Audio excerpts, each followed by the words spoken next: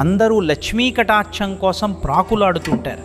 కానీ ఆ తల్లి ఇచ్చే ఐశ్వర్యం వెనుక ఉన్న అసలు రహస్యం మీకు తెలుసా? విష్ణుమూర్తి ఆ తల్లికి ఇచ్చిన వరంలో ఒక అద్భుతమైన మెలిక ఉంది.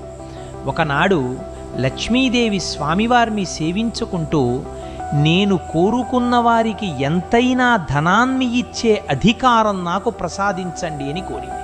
స్వామివారు సంతోషించి తథాస్తు అన్నారు. కానీ అక్కడ ఒక చిన్న నియమం పెట్టారు. లక్ష్మీదేవి ఎంత ఐశ్వర్యాన్ని ఇచ్చినా విష్ణుమూర్తి తలచుకుంటే దాన్ని మరుక్షణం వెనక్కి తీసుకోగలడు. ఇది గమనించిన సరస్వతీదేవి తమకు లక్ష్మి కంటే గొప్ప వరం కావాలని కోరింది.